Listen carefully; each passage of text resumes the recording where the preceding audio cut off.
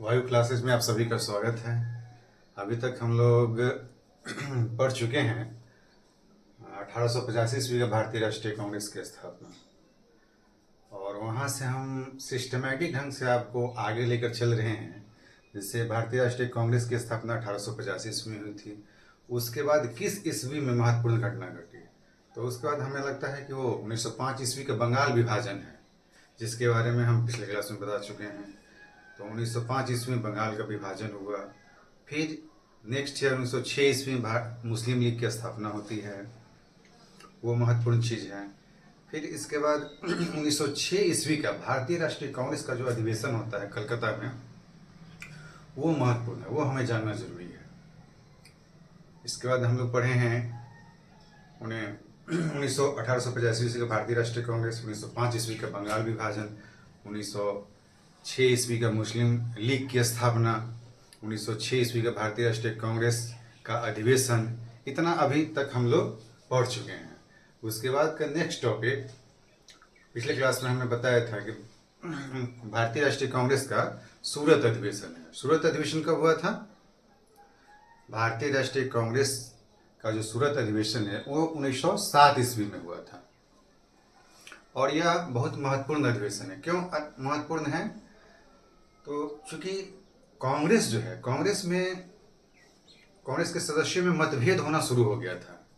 वो इस बात को लेकर शुरू हुआ था कि कुछ लोग यह चाहते थे कि यह देश हमारा है, तो हम अंग्रेजों के सामने अनुनय और विनय क्यों करें, उसे हम लाठी बंदूक है ना मार पीट करके उसको यहाँ से भगा देंगे, उसके पास गिराएंगे नहीं जाकर। और कुछ लोगों का मानना था, कांग्रेस के कुछ सदस्यों का मानना था कि नहीं, हम संवैधानिक तरीके से स्वराज की मांग करेंगे, आवेदन लिखेंगे, धरना प्रदर्शन करेंगे शांतिपूर्ण तरीके से, और उन्हें यह समझाने का प्रयास करेंगे कि यह देश हमारा है और इस देश को चलाने का अधिकार मेरा है, इसलिए आप यहाँ से प्रस्थान कीजिए और हमें अपने हालात पर छोड़ दीजिए, हम अपना देश में अपने शासन करेंगे। अब इसी बात को लेकर कांग्रेस के सदस्यों में मतभेद हो गया। यह मतभेद पहले ही 1906 ईस्वी के कलकत्ता अधिवेशन में ही सामने आया, और उसी बार लेकिन नरम दल का जो सदस्य लोग थे वो क्या किए, दादा भाई नौरोजी को बहुत चालाकी से भारतीय राष्ट्रीय कांग्रेस का अध्यक्ष बना दिया। और दादा भाई नौरोजी अपने सूझबूझ से 1906 ईस्वी में कांग्रेस में फूट पड़ने से बचा लिए, लेकिन यह ज्यादा दिन तक नहीं चल सका। और नेक्स्ट ईयर अगले साल 1907 ईस्वी में कांग्रेस का अधिवेशन सूरत में होता है, और उस सूरत में कांग्रेस का सबसे खराब दिन कहिए, सबसे बुरा दौर कहिए, वो उभर कर सामने आता है, बुरा समय कहिए, वो उभर कर सामने आता है, और कांग्रेस के सदस्यों में मारपीट हो जाती है, नरम दल और गरम दल में। और इस तरह कांग्रेस दो दल में विभक्त हो जाता है, एक नरम दल कहलाता है, दूसरा गरम दल कहलाता है।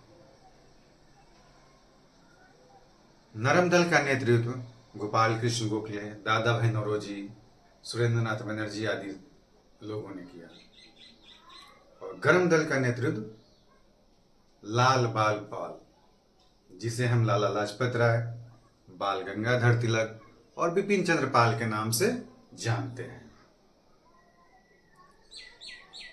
इस अधिवेशन के बारे में श्रीमती एनी बेसेंट ने कहा है कि यह कांग्रेस का सबसे खराब दिनों में से एक था, वो कांग्रेस का सूरत अधिवेशन। क्यों? क्योंकि कांग्रेस के सदस्य आपस में लड़ने लगे, मारपीट करने लगे, जो कि कांग्रेस के लिए अशोभनीय था, ऐसा नहीं होना चाहिए था। और इस तरह 1907 ईस्वी का कांग्रेस का सूरत अधिवेशन संपन्न होता है, जो कि टॉपिक तो बहुत छोटा है, लेकिन हमें जानना बहुत ज़रूरी है, क्योंकि हम नहीं जानेंगे। हम क्या बोले थे आपको कि हम बताएंगे एकदम एक एक लाइन से, एकदम सिस्टमेटिक ढंग से आगे बढ़ेंगे। अगर हम नहीं जानते हैं बीच में और फिर आगे बढ़ जाएंगे तो बाद में समझ में नहीं आएगा कि हाँ 1907 ईस्वी में सूरत अधिवेशन जो हुआ था उसमें हुआ क्या था। और हमें लगता है कि एग्जाम्स में भी इससे एक आध क्वेश्चन मतलब किसी भी एग्जाम में रहता ही है, तो एग्जाम के दृष्टिकोण से भी महत्वपूर्ण है और जानकारी के दृष्टिकोण से भी महत्वपूर्ण है।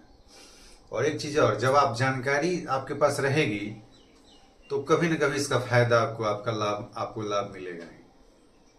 हो सकता है एक एग्जाम में नहीं आया, दूसरे एग्जाम में इससे क्वेश्चन आ जाए, दूसरे एग्जाम में नहीं आया, तीसरे एग्जाम में इससे क्वेश्चन आ जाए। इसलिए जानकारी रहना सभी टॉपिक्स पे बहुत ज़्यादा जरूरी है और वो समझने में आसान होता है। और नहीं तो पता चला कि अगर हम बता सकते थे, आपको बता सकते थे, जैसे भारतीय राष्ट्रीय कांग्रेस बहुत महत्वपूर्ण चीज़ है 1885 ईस्वी में। उसके बाद फिर हम आपको ले जाते हैं 1919 ईस्वी का रॉलेट एक्ट है, या फिर 1920 ईस्वी का असहयोग आंदोलन है, 1930 ईस्वी का सविनय अवज्ञा आंदोलन है, 1942 ईस्वी का भारत छोड़ो आंदोलन है। ये सब जो महत्वपूर्ण चीज़ है उसके बारे में बता के टॉपिक को समाप्त कर। लेकिन नहीं, हम चाहते हैं कि आपको सिस्टमैटिक ढंग से जानकारी मिले, सभी टॉपिक्स के बारे में जानकारी मिले, ताकि आप जो है एक टॉपिक्स को दूसरे टॉपिक से रिलेटेड कर और तब समझते हुए आगे बढ़े, ताकि आगे आपको समझने में कोई परेशानी नहीं हो। और यह याद करने के दृष्टिकोण से बहुत अच्छा होता है। जब एक ईयर करके चलेंगे ना हम, तब हमें समझने में आसानी होगी। पता चला कि बस कूद के यहाँ से वहाँ, वहाँ से वहाँ, वहाँ से वहाँ जाएंगे तो वो समझ में नहीं आएगा। कभी कभी लगेगा कि दिमाग से चीज़ें निकल गई हैं, अरे यहाँ से हम यहाँ पहुँच कैसे गए। कभी कभी ये इसी उधेड़ बुन में आप जो है फंस जाइएगा। इसलिए तो चलिए कुछ इसका जो महत्वपूर्ण लाइन है वो हम नोट कर दिए हैं बोर्ड पे, और आप इसे नोट कर लीजिए। जैसे कांग्रेस का, इंडियन नेशनल कांग्रेस का, भारतीय राष्ट्रीय कांग्रेस का जो है अधिवेशन 1907 ईस्वी में होता है। कहाँ पे होता है? सूरत में होता है। भारतीय राष्ट्रीय कांग्रेस का सूरत अधिवेशन 1907 ईस्वी में हुआ। ये अधिवेशन कहाँ हुआ? भारतीय राष्ट्रीय कांग्रेस का सूरत में हुआ। कब हुआ? 1907 ईस्वी में हुआ। फिर इस अधिवेशन में भारतीय राष्ट्रीय कांग्रेस दो दलों में विभक्त हो गया। कौन कौन से दल? ये दो दल थे, एक गरम दल एवं दूसरा नरम दल। गरम दल का नेतृत्व लाल बाल पाल। कौन? लाल बाल। क्वेश्चन बनता है कभी कभी कि लाल बाल पाल के नाम से हम किसे जानते हैं, ये लाल बाल पाल कौन है? तो लाल हो गए लाला लाजपत राय, बाल गंगाधर तिलक, और ये पाल, ये दोनों तो याद रहता है, ये कभी कभी आदमी दिमाग से उतर जाता है। तो ये कौन हुए? बिपिन चंद्र पाल। ठीक है, लाला लाजपत राय, बाल गंगाधर तिलक, और पाल है बिपिन चंद्र पाल। नरम दल में कौन कौन से लोग हैं? नरम दल का नेतृत्व गोपाल कृष्ण गोखले, दादा भाई नौरोजी, सुरेंद्र नाथ बनर्जी आदि लोगों ने किया। गोपाल कृष्ण गोखले को हम लोग बता चुके हैं पिछले क्लास में। महात्मा गांधी के राजनीतिक गुरु कौन थे? गोपाल कृष्ण गोखले थे। 1905 भारतीय राष्ट्रीय कांग्रेस का जो 1905 में अधिवेशन हुआ था, उसकी अध्यक्षता किसने की थी? गोपाल कृष्ण गोखले ने की थी। कहाँ पे हुई थी यह? बनारस में। फिर दादा भाई नौरोजी, जिसे हम भारत का वयोवृद्ध पुरुष के नाम से जानते हैं, grand old man of India, कौन थे? दादा भाई नौरोजी थे। और भारतीय राष्ट्रीय कांग्रेस के दूसरे अधिवेशन के अध्यक्ष कौन थे? दादा भाई नौरोजी। दूसरा अधिवेशन कब हुआ था? 1886 ईस्वी में। कहाँ पे हुआ था? कलकत्ता में हुआ था। ठीक है, तो इस तरह से जो भी हम चीज पढ़ेंगे उसके बारे में डिटेल्स जानकारी, और पुराना जो है उसे भी दोहराते चलेंगे ताकि रिन्यूअल हो सके आपका। ठीक है, तो ये छोटा सा टॉपिक आपका भारतीय राष्ट्रीय कांग्रेस का सूरत अधिवेशन वो संपन्न हुआ। और इसके बाद फिर हम आगे बढ़ते हैं। ये कांग्रेस में जो फूट पड़ी थी 1907 ईस्वी में, ये फिर से एक होती है। कब होती है? 1916 ईस्वी के लखनऊ अधिवेशन में। तो 1916 ईस्वी के लखनऊ अधिवेशन में भी हम प्रकाश डालेंगे। फिर 1916 ईस्वी का होम रूल लीग आंदोलन है, उस पर भी प्रकाश डालेंगे। तो फिर हम इसको तुरंत अभी आपको बताते हैं।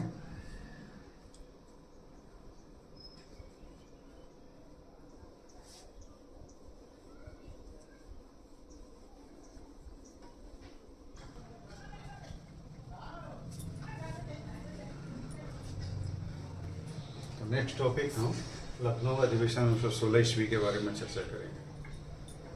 1907 ईस्वी के भारतीय राष्ट्रीय कांग्रेस का जो अधिवेशन हुआ था 1907 ईस्वी में सूरत में, उसमें कांग्रेस दो दलों में विभाजित हो गया। और यह फिर जो है 1916 ईस्वी के लखनऊ के अधिवेशन में दोनों दल एक होते हैं। और इसके साथ साथ मुस्लिम लीग जो 1906 ईस्वी में जिसकी स्थापना हुई थी मुस्लिम लीग की, वो भी कांग्रेस के साथ मिलकर काम करने के लिए राजी होते हैं, तैयार होते हैं। इसीलिए भारतीय राष्ट्रीय कांग्रेस का 1916 का जो अधिवेशन हुआ उसे हम लखनऊ पैक्ट के नाम से जानते हैं। इससे पहले हम बताए थे 1905 ईस्वी में बंगाल का विभाजन जो हुआ था, वो 12 दिसंबर 1911 को दिल्ली दरबार का आयोजन हुआ था। उसमें बंगाल विभाजन को रद्द कर दिया गया था। तो 5 का विभाजन, बंगाल का विभाजन 1911 में रद्द होता है। 1907 ईस्वी का कांग्रेस का फूट जो है 1916 ईस्वी में फिर एक होता है। इसके साथ साथ मुस्लिम लीग भी इसके साथ मिलकर काम करने के लिए तैयार होते हैं।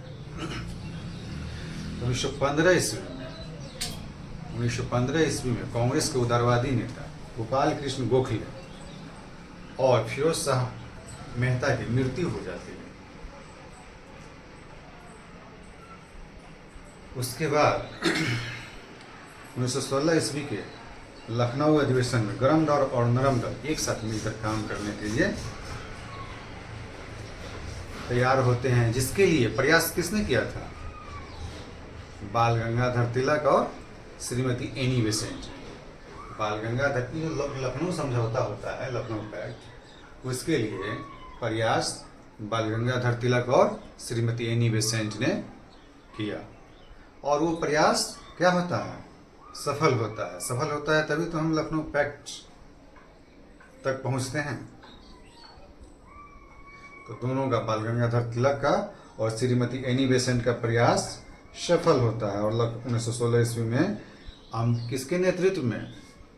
1916 ईस्वी में बताए थे, भारतीय राष्ट्रीय कांग्रेस से बताए थे कि 1916 ईस्वी का जो लखनऊ अधिवेशन हुआ था उसके अध्यक्ष कौन थे?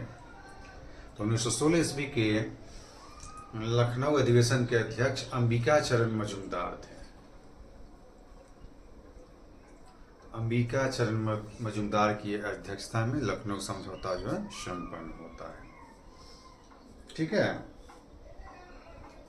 और कांग्रेस और मुस्लिम लीग दोनों मिलकर एक साथ काम करने के लिए सहमत होते हैं। मुस्लिम लीग के नेता, फेमस नेता कौन थे? मोहम्मद अली जिन्ना। मुस्लिम लीग के नेता मोहम्मद अली जिन्ना और कांग्रेस के बीच एक सहमति पत्र तैयार होता है। और इसके तहत कांग्रेस मुस्लिम लीग के सांप्रदायिक प्रतिनिधित्व की मांग को स्वीकार कर लेता है।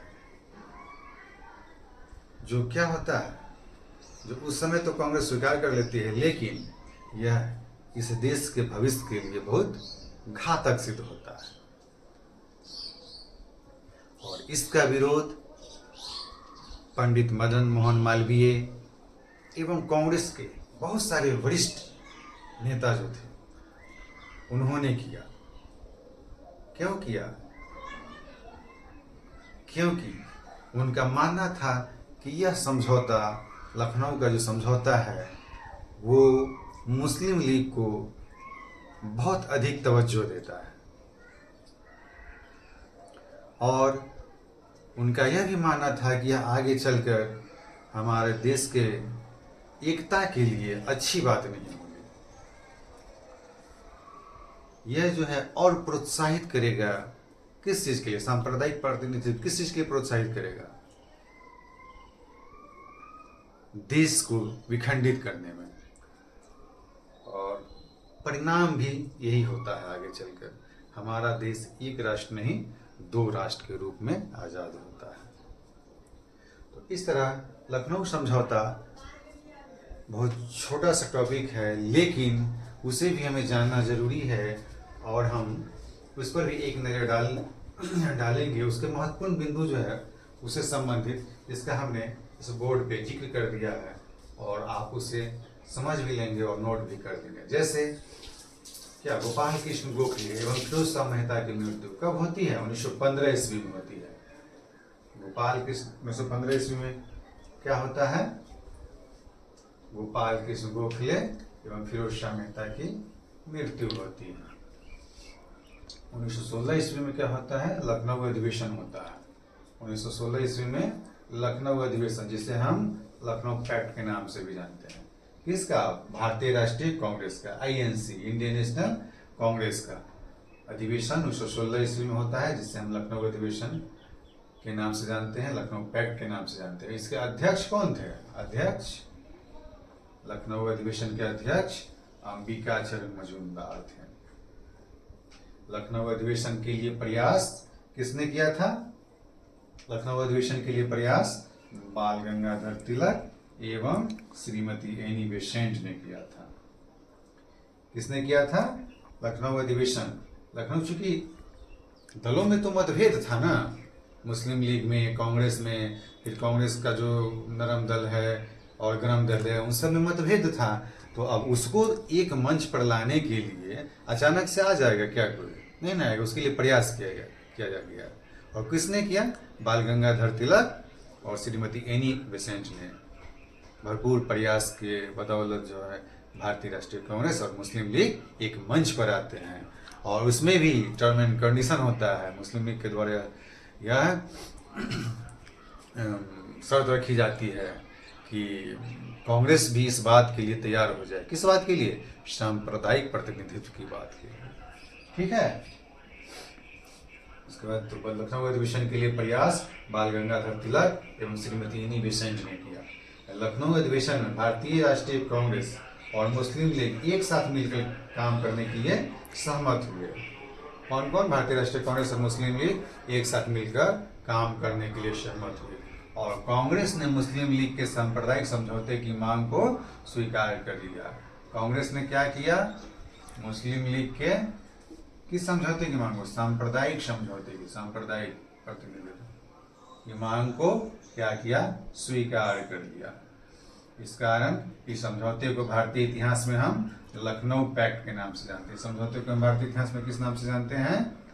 लखनऊ पैक्ट, लखनऊ समझौता के नाम से जानते हैं। क्यों? क्योंकि यह भारतीय राष्ट्रीय कांग्रेस का जो 1916 ईस्वी का अधिवेशन होता है वो कहाँ होता है? लखनऊ में होता है। ठीक है।